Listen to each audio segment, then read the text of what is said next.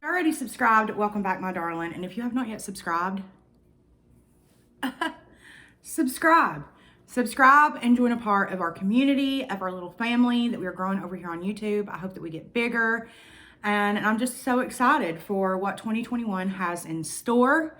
And while you're down there hitting that subscribe button, because I have faith that you will, also click the notifications for all notifications and become a part of the Morgan Shay Notify a gang. And also, I just want to preface this by saying that no, this is not clickbait. Bait. And yes, there is going to be plenty of people that I went to school with who can confirm this whole story time. I told this story about 7-8 months ago on my Facebook, and still to this day, people share it.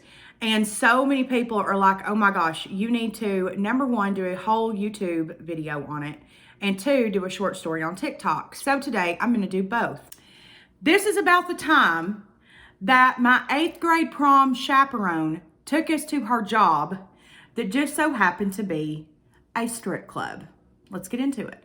So number one, I just want to go ahead and say, okay, that I live in East Tennessee in a small town, okay? And well, Knoxville's not really a small town, but Halls is, which is where I'm from and where I went to high school and middle school and all of that jazz. And in 8th grade, we had like an 8th grade formal. It was 8th grade prom. I had one best friend in this group, like my best friend, okay? And we're gonna call her Jessie, okay? So me and Jessie, we've got this group together of about 9 or 10 girls that are gonna go to prom together. We go to prom, we have a great time, and after prom, we were supposed to go to eat at Ruby Tuesdays, which we did do. So after the prom, we all get in this car. Number one, it was not a vehicle big enough to set all of us girls, but we go. We end up going to Ruby Tuesdays. And while we are in Ruby Tuesdays, you know, having a good time, all of us have like our virgin margaritas and our little virgin daiquiris and all this, you know, whatever.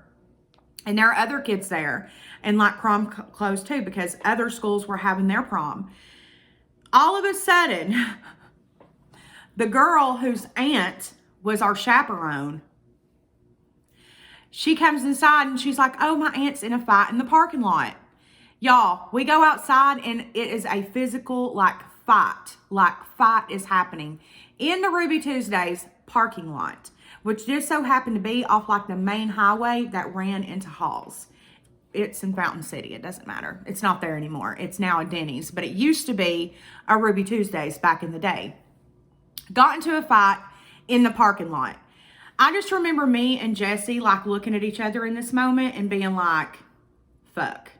Like, who are we with? You know what I'm saying? And like, it wasn't like these were like, I don't know, the chaperone's niece or daughter. I can't remember I think it was her aunt, but I can't remember that like for certain, but I'm pretty sure it was her aunt. Like, she was newer to the school. Like everybody else that was in this group, like we had known. Actually, there were 2 girls that were new to the school that were in this group, that was in the group with us. But everybody else, like we knew each other. And I just remember most of us looking at each other like, damn, like this is intense.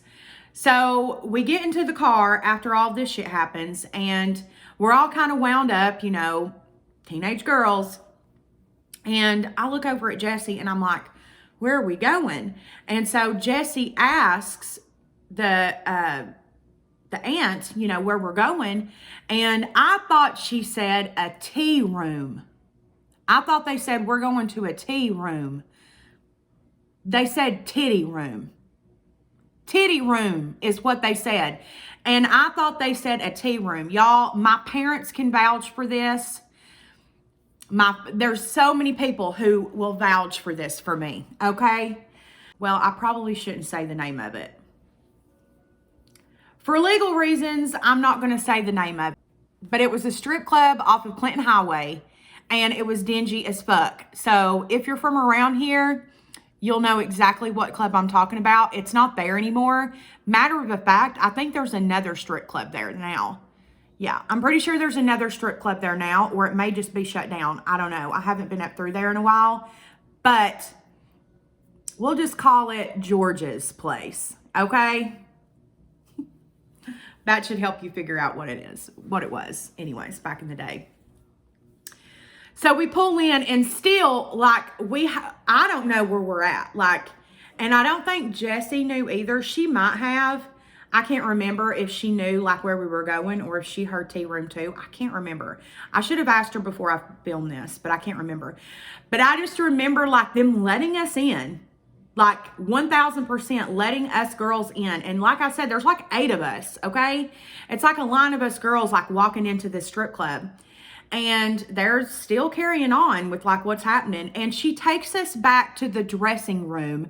And as we walk back there, there is a man laying on the couch getting a full-on lap dance from a stripper. We go back to the dressing room, and they're taking off their clothes. And you guys got to think, like, we are 14-year-old girls in a strip club, full on active, like they are working strip club. Y'all, it was a lot. It was a hell of a lot. And I just remember just being like, thinking like, I'm going to get in so much trouble. Like, we're going to be in so much trouble. This is really bad. Like, this is not the vibe. And I just remember me and Jessie just looking at each other. And I remember like standing up against a wall while we were in this strip club. And Jessie was right next to me and looking over at Jessie being like, where the fuck are we at? And like these strippers are like full on getting ready, y'all. Like nothing stopped because we were there. Nothing stopped at all. Things kept happening 100%. And we end up leaving the strip club. And at the time, I've mentioned this in a story time before, but during this time in 8th grade, our house had burnt down and our insurance company had put us in these apartments. And we were in like these really bougie like townhouses. Like they were full on like big ass townhouses too. They were like 5 bedrooms, like it was bananas. But behind the townhouses was like these really nice apartments. So we thought. So we end up going back there, and I think that we're going home. I think that they're dropping us off home because I was having a sleepover with all of the girls at my house. So I thought that that's what was happening. No, we keep going back into the apartments, and apparently the aunt, the chaperone, we'll call her, she knows somebody who lives back in there. And we go to their house, and they're in there like partying, doing whatever. And this guy rides in on a motorcycle. Well, 2 of the girls, one of which was cousins to Jessie, and the other one was like wilder than a buck hare. Okay, back then, wild with a capital W. They end up getting on the back of the motorcycle with this grown ass man and leaving.